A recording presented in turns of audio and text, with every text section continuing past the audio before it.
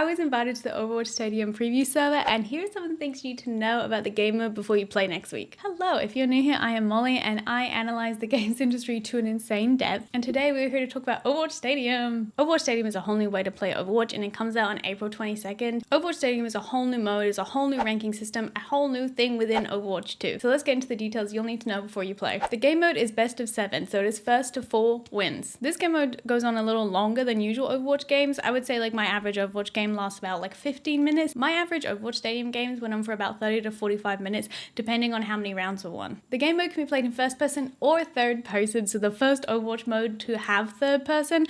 I personally didn't like the third person too much. I found it a bit like discombobulating, but you can decide between each character whether you want to play them in first or third person in this mode. In Stadium mode, once you have picked a character, you are with that character for the whole game, so choose wisely. At the beginning of every other round, you get a power. So at the beginning of round 1, 3, 5, and 7, you can pick a power for free. And obviously each character has their own custom powers. And they'll apply to different things. Some apply to abilities, some apply to your ult, some will apply to yourself, some will apply to your passives. You begin with 3,500 Stadium cash, which you can then use to spend on items and add-ons for your character. Powers you cannot sell, they are stuck with you once you have picked, but items and add-ons you can sell, you can buy again, you can spend all your money if you want to, you can save it up between rounds, do whatever you want. I worried at first that this would have an issue with like counters. For instance, I had a game where my tank was Zarya and the other team's tank was D.Va. However, because of the add-ons and power-ups and items and everything, you can sort of play around that, and you can sort of be your counter by strategically picking your add-ons and power-ups. Within the game, there are bounties. So if you have not died in a while, if you are a killing machine, if you are a healing machine,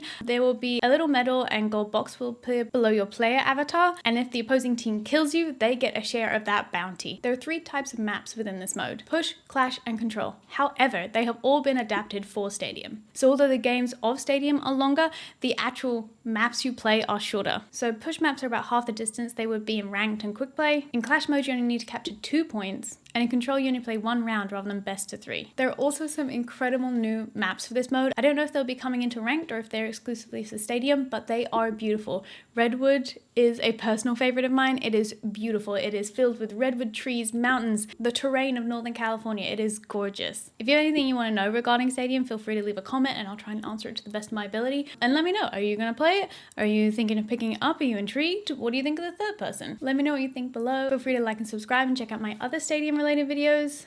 And I just hope you're having a lovely day. Bye!